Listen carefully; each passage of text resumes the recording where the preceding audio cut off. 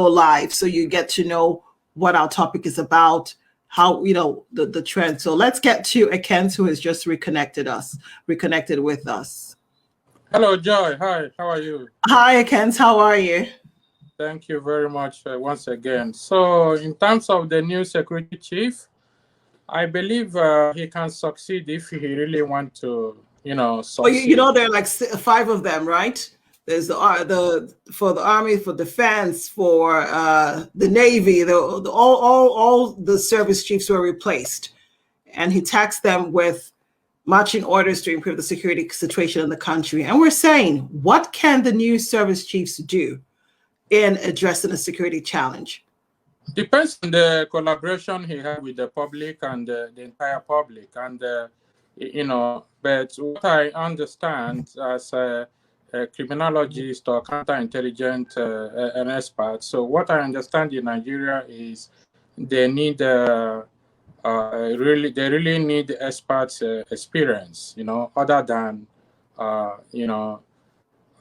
wearing a uniform, because I've seen a lot of intelligent failure within the state, and even the soldiers, the intelligence authority, the DSS, there are a lot of abuse of power. They use more, they exercise aggressive power more than required. Even the violation of citizens' rights during the operation, and this creates a conflict between the trust between the public and the officers. So I think they really need expertise, intelligence, and they must understand that when it comes to the terrorism, it's not a domestic issue, it's an international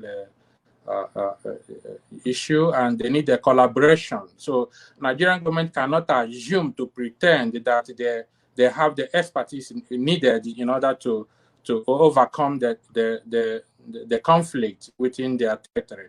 They need to reach out to the people that have an experience, that they have 21st century counterintelligence equipment and measures, and they have to watch out for sabotage, within the community, And when you're talking about, reforming the security chiefs, changing security chiefs is not where they're gonna set the goal, But it depends on who is surrendering them, because most of the security chiefs will surrender themselves with people that do not have experience, not even qualified, to be within them, and it still have to be the same. So they need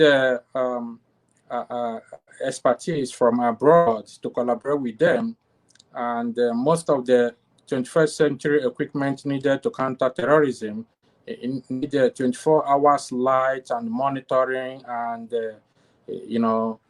so they need to. So are you implying that without light, are you implying that without 24-hour power supply, we're unable to address the security challenge? We have solar, and also countries are very careful with their intelligence.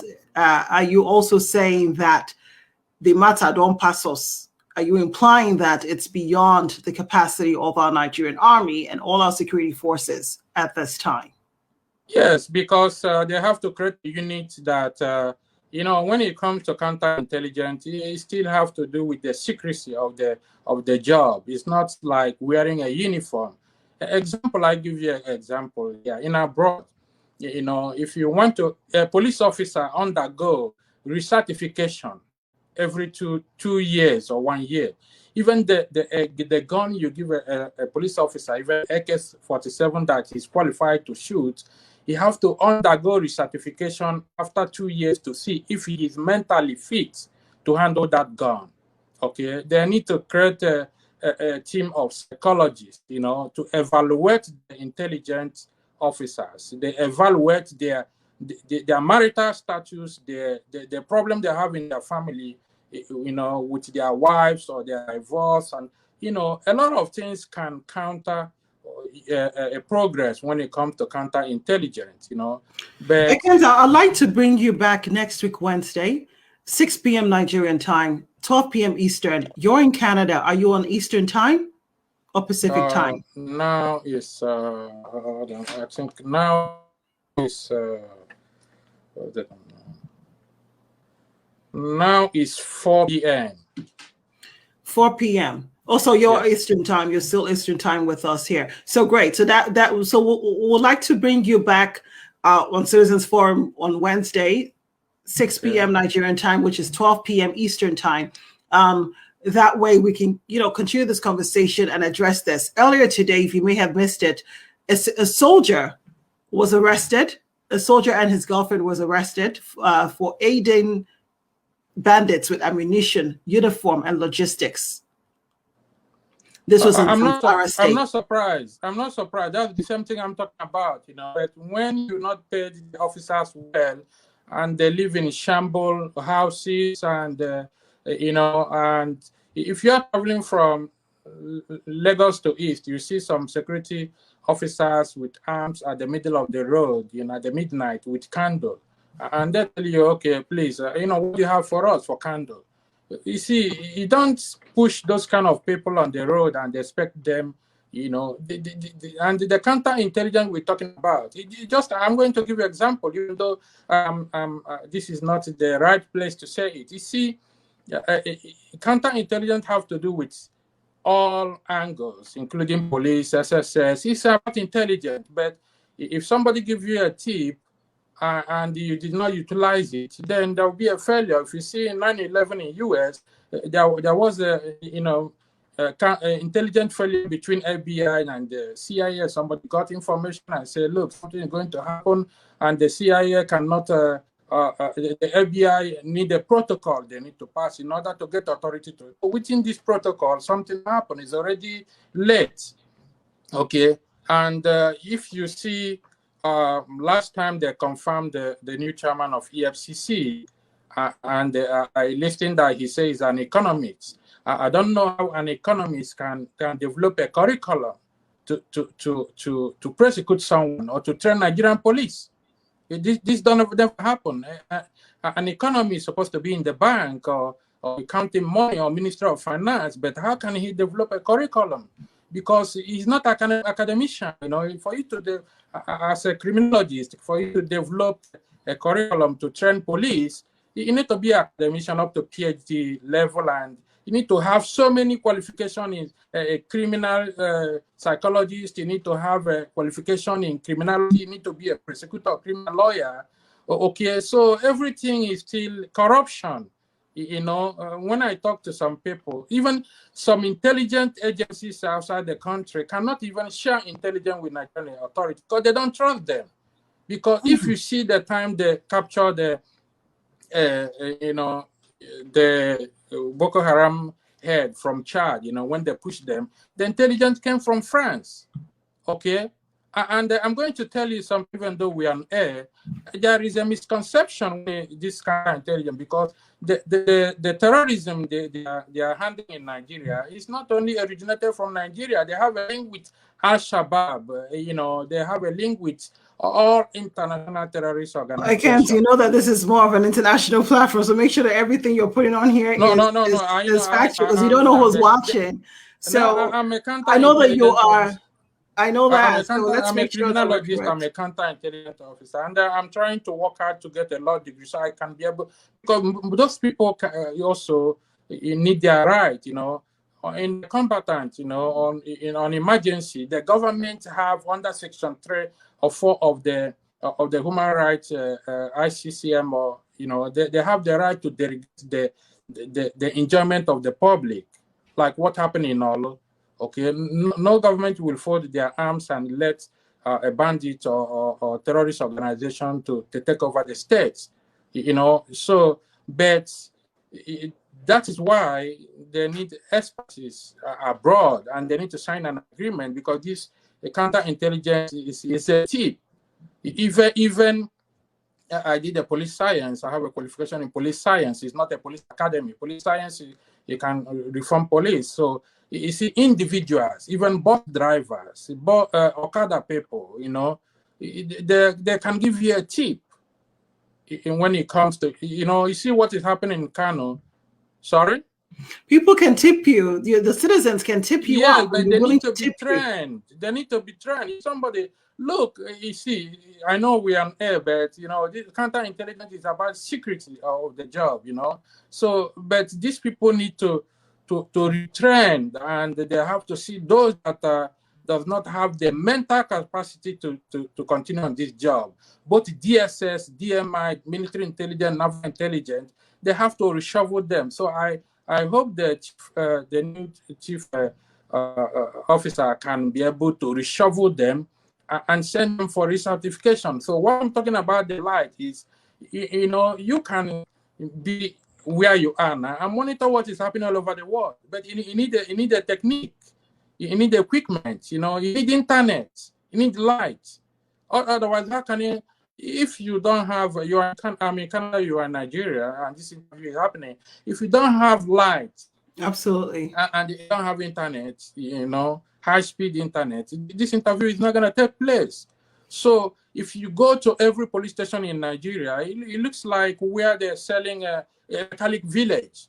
So when you have work in a good environment, you give sense of belonging to the officers. You understand? But when somebody, look, every day police officer wake up to go to work, and when the call come in, what comes to his mind is he will not return home. So those officers fear for their life too, and those terrorist groups have a sophisticated weapon more than the government. So where is those ammunition coming in? Where is the Air Force? Like they need to go by air and by land, But you see most of those people on bike, more than 1,000 of them, going around and finish whatever they are doing before they. So look, the government need to, open the roads to inside the villages. They need to create, develop the cities. They need to, not only the city, they need to develop the villages. They need to make these people have a sense of belonging, and they need to retrain police officers, because some of them are retired. They don't have a pension up to now. They're crying. They're begging money on the streets, and those people can also. That's work very demanding. sad. That's very sad. So that's very sad. When you come to police reform or intelligent sharing, you don't need a hungry person. The person must, be well doing, that he cannot look in abroad. For you to be a police officer, okay? When I did the police science, you have to find out that if you apply to be a police officer, you have to go lie detector test. If you fail it, you're not going to be an officer, right?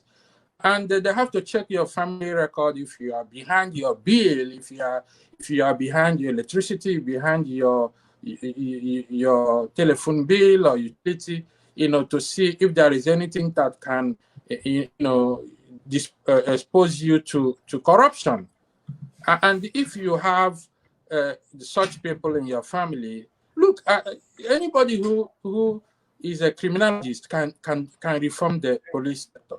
Okay, so it's not about army.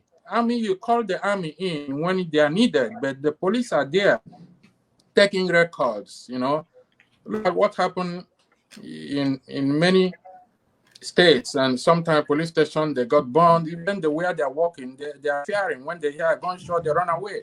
What kind of state is that? This is a failure.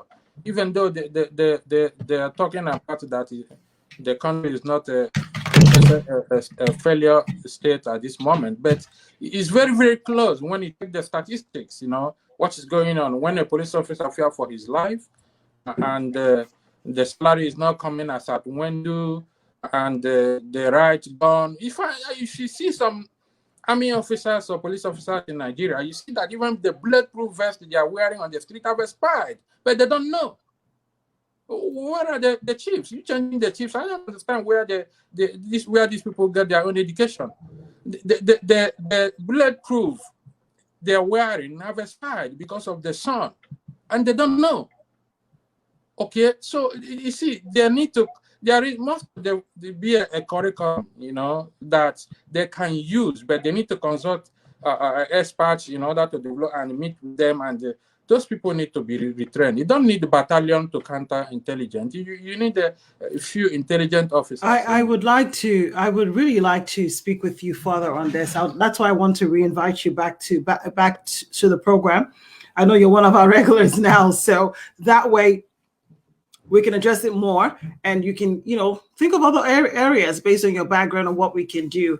It's not far-fetched to say, oh, well, because you live in Canada, you can't use what happens in Canada to apply in Nigeria. Our police officers train abroad. They actually leave the country to the Western world to train. So what are they coming here to train for if they can't take what they learned from here and apply it back home? No, so I would like to bring you back. Abroad, sorry to cut you. Going to abroad to train for 1 or 2 months, it does not give you the expertise you need to counter the intelligence. There are a lot of work to be done, and these people have to be mentally fit. I'm telling you that if you set look, even Nigerian government does not have a forensic department. There was a time the United Nations headquarters was bombed in Abuja, and I saw on television then was the Nigerian security police chief was Okiro. Okay, he was picking the debris of bomb by his hand. What kind of police officer is that? A police chief. Okay, he was picking it by his hand. He don't even know whether that bomb yet to be detonated. You understand? Those are the things you don't do. You don't troop in where such a thing happen. You have to create a barrier. Look, police officers are first responders. It's like an ambulance officers. So I don't know why police officers claim to be detective. Why they claim to be because they carry gun. Why because they don't have the psychological. They did not pass the psychological test. That's why when they have the gun, they intimidate the citizens. But what I'm telling you is, police officers are first responders. When a crime happens, they appear, they secure the crime scene, then they handle over the crime scene to detective. Then the detective, they are the one processing the crime scene. Some of them are forensic officers. Some of them are have to do biochemistry. Okay. We'll get into further. We'll get in there. You can teach us on this, I can't. You can teach us on this all day. And I